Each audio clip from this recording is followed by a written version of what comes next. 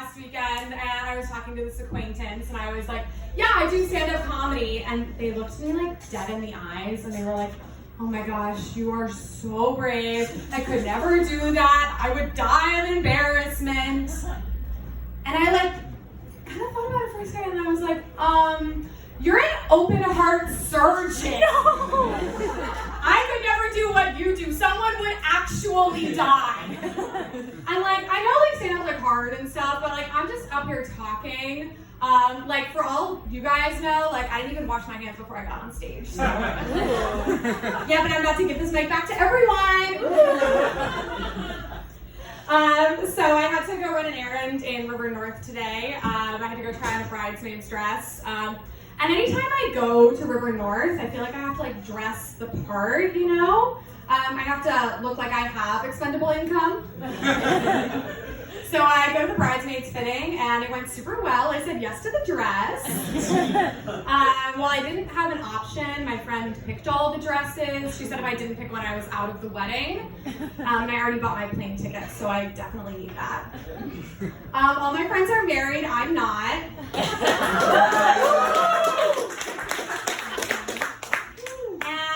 I've come to terms with the fact that my 20s aren't my time to get married. Kind of like how in middle school it wasn't my time to grow boobs. And all of my married friends, they tell me, they say, Claire, don't worry.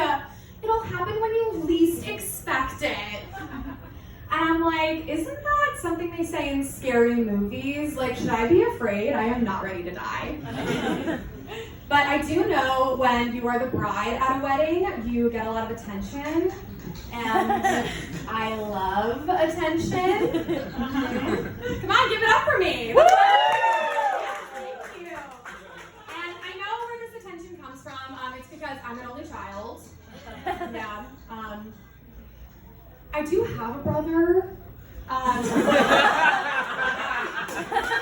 But like he's a lot older than me, okay? He's like twice my age older than me. Like my brother is the kind of older than me where I think he might secretly be my dad.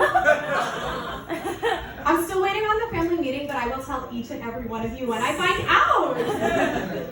But for all intents and purposes, I was raised an only child, and like I know I give off intense only child energy. You can like smell it from a mile away, like you can smell a teenage boy who just discovered Axe body spray. Can someone tell me why that ever smelled good? Like I remember walking into prom and being like, ooh, it smells like I might get my first kiss tonight. But something about being an only child is I never expect when I ask my friends for a favor that it will involve a trade. Like I asked my friend if they could take me to the airport, and they were like, yeah, sure, no worries, as long as you give me your HBO Max login. And I instead took the CTA because my parents said I'm not allowed to share passwords. Another thing about being an only child is I was never bullied. I have no siblings for bullying me. I'm perfectly well adjusted. But I did go to middle school, so I got bullied there. Yeah. Anyone else get bullied or just me? Yeah, yes. I still have confidence to do stand-up comedy. It's incredible. But you know, I would be hanging out with my girlfriends. They were all super nice to me. They would say things. They'd be like, Claire, don't worry. Your boobs will grow in when you least expect it. And yes, that was a reference to The Click. And if you haven't heard of that book series, you are lucky. It's a book series, and generally I'm against the practice of banning books, but I would run for office to outlaw the Click series. Yes. If you're unfamiliar, there's a character named Claire, and everyone wonders if she's okay. And it really got me thinking. When did like literature and media deem Claire to be the most unhinged of the basic white girl names? Like, I promise you, if you were to look through anything and they want to show a deranged white woman, her name will be Claire. You've got Claire from Fleabag, the sister, Claire, the mother in Modern Family, Claire in Outlander, Claire from Dairy Girls, Claire from The Breakfast Club, yes. Me, and Edward. Sorry, get a little spicy on the mic. Don't worry, I have a BFA in acting. I can project. It's good. And Edward Cullen literally plays Bella a song on the piano called Claire de Lune. Yeah, that's offensive. Don't laugh at that. But you know where there are not a lot of Claires is my hometown. I'm from Washington, D.C. Woo! Yeah!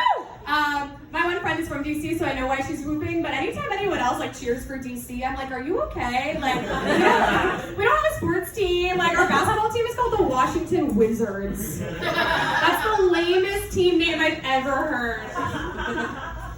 But apparently DC is like not a normal place to be from. I'm hearing that most people are actually from Indiana. News to me. So I've been keeping up with the insurrection hearings because that was, a really tough day for me and my family. But also because my ex from high school was for sure at the insurrection. So you bet your ass I turned him into the FBI. I was like, here's his Twitter handle and here is every text message he sent me when we were 17. He definitely stormed the Capitol on January 6, 2021, and he definitely was not at Jake's house on July 11, 2013. The FBI mailed me back the PDF with all of the text messages. They said it was irrelevant to the case. Well, then tell me why they were all redacted. Who knows? Anyone here on TikTok? Yeah? I know there's a lot of girlies on TikTok and they're like, I'm in my villain era. It's time for me to be a villain. And I'm like, can you just narrow that down a little bit? There are a lot of kinds of villains. Like, just do a little bit of character work. So for me, my villain era, I'm getting into my stepmom era. Not because I want to be a stepmom more than I am, but mostly because I want to make Todd cry with 2 bottles of wine. Yay! He left, I think, so I don't know whether he but the other reason I'm getting into my stepmom era is because I joined a book club. Yeah. And one time someone in college, I don't know if this tracks, but they were like, Claire is a Stepford wife in the making. And I'm not sure if that was a compliment or a diss. But that's like an ongoing problem in my life that I never know if people are like making fun of me or just trying to be buddy-buddy. So it makes sense why I got bullied in middle school. But this book club, I'm really excited to be a part of it. It's with a bunch of new girls, and something I just didn't realize is they just wanted to read like smutty books. That's some. We were going to read a book that was about investigative journalism, and let's just say there was definitely some investigation happening in that book. And I was a little put off at first, but like now I'm kind of realizing why these are so great. Like, I don't know if you've ever read porn, but oh my god, I am hot for reading now. Like right after this show, go to your local bookstore, go buy Woman on Fire by Lisa Barr. Don't read any of the book except pages 253 to 257. And then we can talk. But I didn't know if this was going to be like a recurring thing, so we were picking next month's book, and we were looking for like books that have like TV and movie adaptations, and I was like, oh, what if we read Dune? And everyone was like, Claire, we're going to read Bridgerton. I'm like, I think I just joined an orgy. I'm excited. And I'm really happy I have this group because I haven't always felt like I fit in with people my age. Like, technically, I'm a millennial, but I don't get hard looking at Zillow listings. No, I just like reading books that I get at the bookstore. Like, it's pretty hard. But also the thing is, like, okay, aren't millennials supposed to be like obsessed with the 90s? Yeah, okay. See, I don't remember the 90s. Like, what is a Tamagotchi?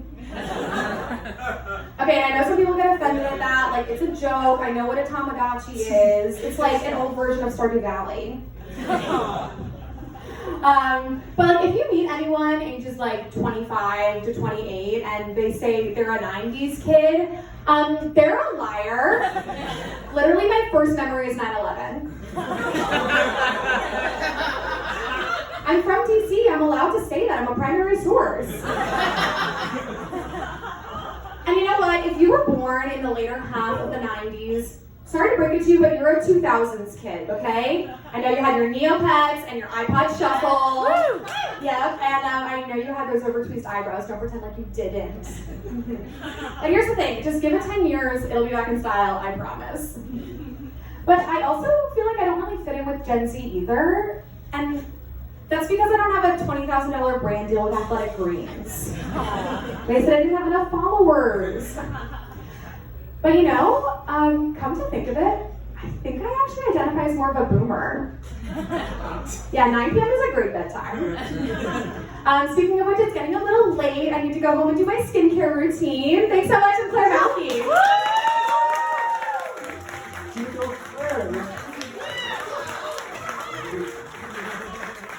She was pointing out we've got similar outfits. I thought she wanted a hug. That's what happened there. That's good stuff.